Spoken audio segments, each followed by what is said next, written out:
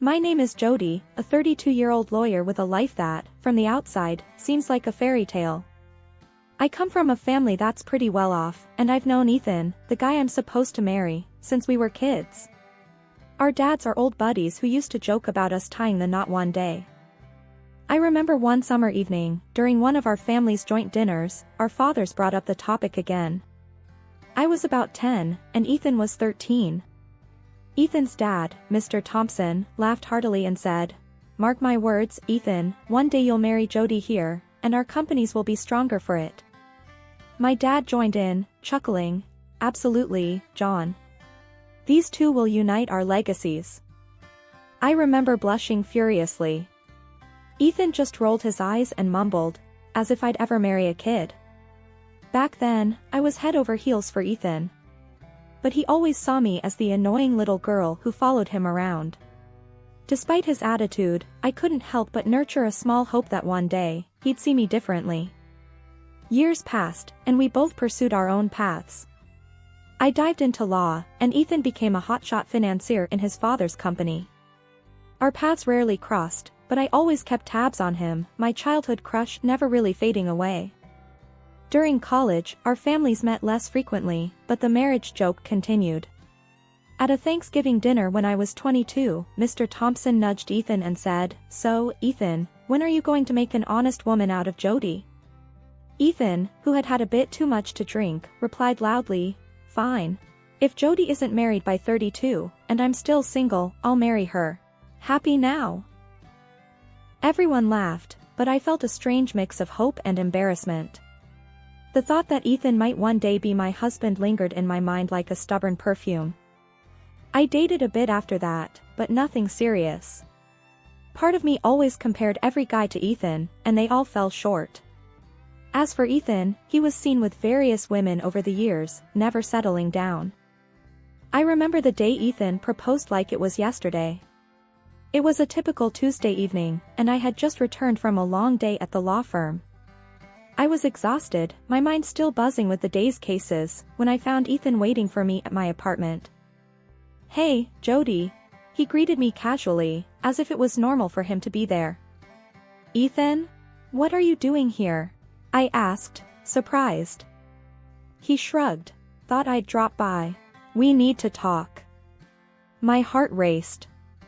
"We need to talk," those words never meant anything good in my experience. "Sure, let's talk. Is everything all right?" I tried to sound calm, but my voice betrayed a hint of nervousness. Ethan took a deep breath. "Look, you know the promise I made years ago? About marrying you if we're both still single at 32. "Yeah," I replied, a lump forming in my throat. I wasn't sure where this was going. "Well, I'm a man of my word. So, here." He pulled out a small box from his pocket and opened it to reveal a simple, yet elegant ring. "Will you marry me, Jody?" I was stunned. This wasn't the proposal I had dreamed of, but it was Ethan, and that was all that mattered. "Yes, Ethan, I will," I managed to say, my voice barely above a whisper. He slid the ring onto my finger, and that was it. No hug, no kiss, just a nod from him. "We should tell our parents. They'll be thrilled," he said, already reaching for his phone. I nodded, still processing what had just happened. This was it. I was going to marry Ethan. The next few days were a whirlwind. Our families met for dinner to celebrate the engagement. "Ethan, I can't tell you how happy this makes me," Mr. Thompson said, clapping Ethan on the back. "Yeah, it's great," Ethan replied, his tone flat. My dad raised his glass. "To Jody and Ethan, may this union bring happiness and prosperity to both our families." "To Jody and Ethan," everyone echoed. The dinner was filled with laughter and plans for the future. Everyone was excited, talking about the wedding and how perfect it was for the two families to unite at last. But as I sat there, listening to them, I couldn't help but feel like a bystander in my own life. This was everything I had ever wanted, so why did it feel so hollow? But then, another part of me argued that this was Ethan, the man I had loved all my life. Maybe, with time, he would come to love me. Give it a chance, Jody, I whispered to myself. Maybe this is the start of something wonderful. I closed my eyes, trying to convince myself that everything would be all right. That this marriage, this union of two families, would somehow turn into the love story I had always dreamed of. The civil ceremony was a quiet affair, just our immediate families and a few close friends. Ethan's dad, Mr. Thompson, got teary-eyed as we exchanged vows. "Never thought I'd see the day," he said, wiping his eyes. My parents were beaming, and for a moment, I allowed myself to feel a bit of happiness.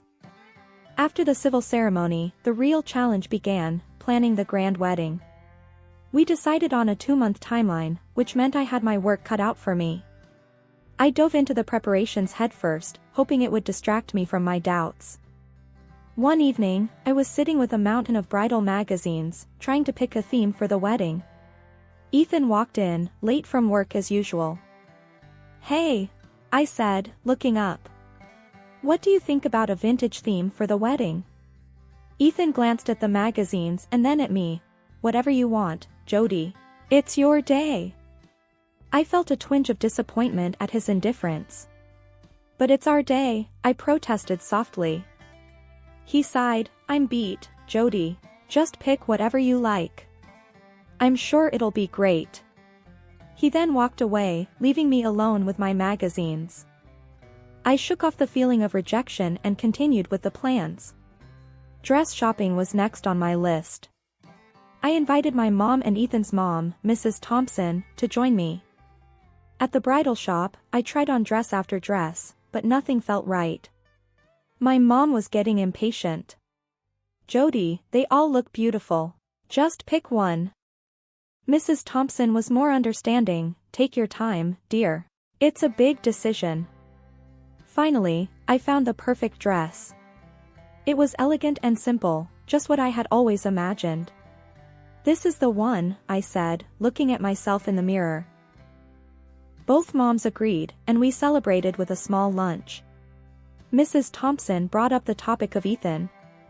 "He's always been a bit reserved. Don't take it to heart, dear." I nodded, but her words didn't provide much comfort. The weeks flew by, and the wedding day was fast approaching. I was in the midst of choosing cakes and finalizing the guest list when I realized I hadn't seen much of Ethan. He was always at work or too tired to discuss anything when he was home. As the wedding day neared, I felt more like a wedding planner than a bride. My excitement was replaced by a sense of loneliness and a growing realization that maybe this marriage was more about convenience than love. But I pushed those thoughts aside. I had to focus on the wedding. Maybe, after the wedding, things would change. Maybe Ethan would be different. The day my world came crashing down started like any other. I was at work, buried under a mountain of case files, when a sudden wave of nausea hit me. I hadn't been feeling well all morning, so I decided to head home early. I pulled up to our house, noticing Ethan's car in the driveway. That was odd, he was never home this early. Quietly, I unlocked the front door, not wanting to startle him. Maybe he was sick too, I thought. As I stepped inside, I heard Ethan's voice coming from the living room. He was on the phone. Curiosity got the better of me, and I tiptoed closer. "No, baby, I can't wait to see you tonight," Ethan said, his voice soft and affectionate. My heart skipped a beat. Who was he talking to? I pressed myself against the wall, listening intently. "Yeah, marrying Jody is a pain, but it's worth it. Once I get control of the companies, we'll be set. Don't worry, after she pops out a kid, I'll dump her," he continued. I felt like I'd been punched in the stomach. This couldn't be happening. The room spun around me as I struggled to process his words. "Yeah, she's clueless. Thinks I actually love her," he chuckled. That chuckle, so cold and cruel, shattered the last bit of hope I had. I couldn't listen anymore. I stumbled back to the front door, my mind racing. I needed to get out of there, to breathe. As I slammed the door shut behind me, I heard Ethan call out, Jody? Is that you? I didn't look back. I got into my car and drove. I didn't know where I was going, I just needed to be away from that house, away from Ethan. I ended up at a park, sitting on a bench, watching families and couples around me, oblivious to my world falling apart. How could I have been so blind? How could I not see what Ethan really was? I had to make a decision. Confronting Ethan was the obvious choice, but what then? Cause a scene, break off the engagement, and be the talk of our families and friends? Or play along, keep my dignity, and figure out what to do next? As the sun set, I made up my mind. I wasn't going to let Ethan see how much he had hurt me. I would play his game, for now, but on my terms. I had to be smart about this. I drove home, my face a mask of calm. Ethan was waiting for me, a concerned look on his face. "Where were you?" "I was worried," he said, coming towards me. "I wasn't feeling well, just needed some fresh air." I lied smoothly. He nodded. "Okay, well, I'm here now. Let's have dinner." I forced a smile. "Sure, that sounds great." As we sat eating, I looked at Ethan, really looked at him. This was the man I had loved my whole life, and now, he was nothing but a stranger to me. That night, as Ethan slept beside me, I lay awake, my mind racing with plans and possibilities. One thing was clear, I wasn't going to be the victim in this story. Ethan had no idea who he was dealing with. Lying next to Ethan that night, I couldn't shake off the mix of anger and betrayal boiling inside me. I needed to know more, to understand the extent of his deceit. Quietly, I reached for his phone on the nightstand. My hands were trembling as I unlocked it, thank goodness for easy-to-guess passwords. I opened his messages and there it was, a string of texts with someone named Julia. My heart raced as I scrolled through their conversations. They were planning to meet the night before our wedding, in our house. An extreme date, in the presence of a sleeping wife is exactly what they called their plan. So that I wouldn't disturb them, they planned to give me strong sleeping pills. The audacity of it made my blood boil. "Ethan, you bastard," I muttered under my breath. I heard him stir and quickly place the phone back, pretending to be asleep. My mind was racing with thoughts of revenge. I couldn't let them get away with this. I needed a plan, something to turn the tables on Ethan and his mistress. The next morning, I acted as if nothing had happened. Ethan was his usual self, indifferent and preoccupied with work. I kissed him, goodbye, and watched him leave for the office. Once he was gone, I sat down with a cup of coffee, thinking about my next move. I decided to reach out to an old friend from law school, Mike. He was now a private investigator and could be the key to gathering the evidence I needed against Ethan. I met Mike at a small cafe downtown. He looked concerned when I told him about Ethan's betrayal. "Jody, I'm so sorry. What do you need me to do?" he asked. "I need evidence, Mike. Photos, texts, anything that can prove what he's up to," I said, my voice steady despite the turmoil inside. Mike nodded. "Consider it done. I'll get you everything you need." "Thank you, Mike. I can't let him get away with this," I replied, feeling a sense of empowerment for the first time since I heard Ethan's conversation. That evening, Ethan came home late again. We sat down for dinner, the tension between us palpable. "Is everything okay, Jody? You seem distant," Ethan said, his eyes not meeting mine. I forced a smile, just tired from wedding planning. "You know how it is." He nodded. "Yeah, I guess. Listen, I'll be working late tomorrow night. Don't wait up for me." I felt a flash of anger but kept my composure. "Sure, no problem. Work comes first, right?" He didn't detect the sarcasm in my voice. "Exactly. Glad you understand." As I lay in bed that night, I couldn't help but think about how blind I had been. Ethan never loved me.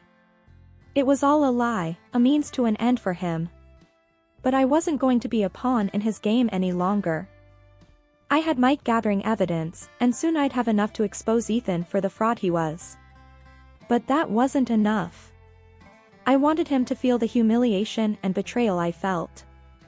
I started planning the ultimate revenge in my mind, a way to turn the tables and leave Ethan with nothing. He thought he was playing me, but he had no idea what was coming for him.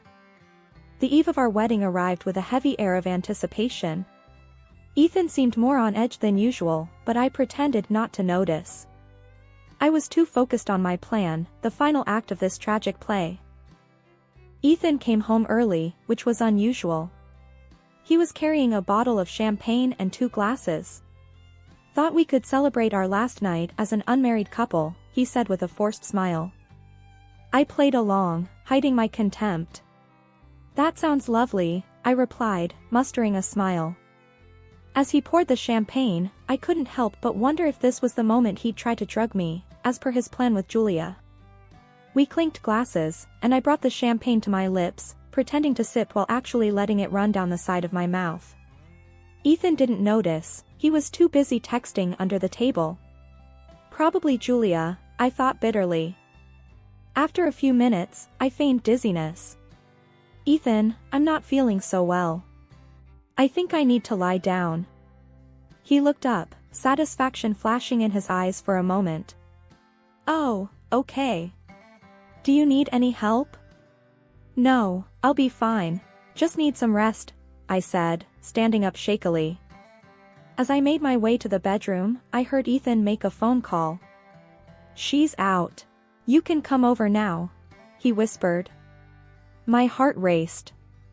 This was it. My plan was about to unfold. Once in the bedroom, I quietly locked the door and slipped under the covers, pretending to be asleep. I heard the front door open and close a while later, and then low voices coming from the living room. Ethan and Julia, no doubt. I waited for what felt like hours, my body tense with anticipation. Then, I made my move. I grabbed my phone and called both our parents, whispering a quick lie about a surprise for them at the house. "Mom, Dad, you need to come over right now. I have a surprise for Ethan and I want you to be part of it," I said, my voice trembling with feigned excitement. "Really, honey? At this hour?" "Okay, we'll be right there," my mom replied, confused but intrigued. I made the same call to Ethan's parents, ensuring that everyone would arrive at the same time. Then, I sat in the dark, waiting for the moment of truth. The sound of the doorbell broke the silence of the night.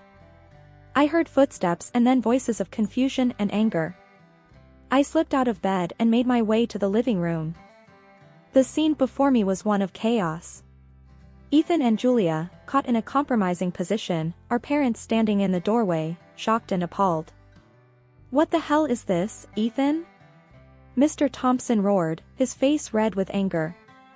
Ethan was speechless, his eyes wide with shock. Julia was scrambling to cover herself, looking around frantically. I stepped into the room, a sense of satisfaction washing over me. "Surprise," I said, my voice cold. The confrontation was intense. Accusations flew, tears were shed, and the truth came out in the ugliest way. Ethan tried to explain, but his words fell on deaf ears. As the reality of the situation sank in, I felt a strange sense of relief. The charade was over. I was free from the lies and deceit. I watched as Ethan's world crumbled around him. He had lost everything in one fell swoop, his family, his reputation, and any future he might have had with me. The aftermath of Ethan's betrayal left the house in a haunting silence. As I sat at the kitchen table, staring blankly at the cold coffee before me, my mind was a battleground of emotions. The dramatic revelation had left me reeling, but also ignited a flame of determination within. I spent the next few days in a flurry of activity. Meetings with my lawyer, going over the evidence Mike, the private detective, had gathered. The photos of Ethan with Julia, their intimate texts, and the damning correspondence where they planned to drug me with a powerful sleeping pill, it was all there. Ethan attempted to reach out several times, but I ignored his calls and messages. There was nothing left to say to him. On the day of the court hearing, I donned my sharpest suit, a symbol of the new, unyielding woman I had become. Walking into the courtroom, I saw Ethan, a shell of the confident man he once was. The hearing was intense. My lawyer presented the evidence with clinical precision. Ethan's lawyer tried to defend, but the proof was irrefutable. After the hearing, Ethan approached me, a look of desperation in his eyes. "Jody, please, can we talk?" he implored. I faced him, the man who had shattered my trust. "What's left to say, Ethan?" My voice was calm but laced with disdain. I'm sorry, Jody. I never thought it would go this far," he stammered. "Sorry isn't good enough." "You made your choices, Ethan," I replied, turning my back on him. Over the following months, the legal battle raged on, but my resolve never wavered. The evidence was damning, and eventually, justice was served. Ethan was ordered to pay a significant sum for emotional damages. Leaving the courtroom for the last time, a wave of relief washed over me. I had stood up to Ethan and emerged victorious. That chapter of my life was closed. I was ready to move forward, stronger and more resilient. Ethan was now a part of my past, a difficult chapter, but one that had taught me the strength I possessed. Walking out of the courthouse, the final gavel still ringing in my ears, marked more than just a legal victory. It was the end of a chapter, a painful saga that had changed me in ways I never imagined. As I stepped into the sunlight, a sense of liberation enveloped me, the chains of my past finally broken. I didn't head home immediately. Instead, I found solace in a quaint park, a place that once held memories of Ethan and me.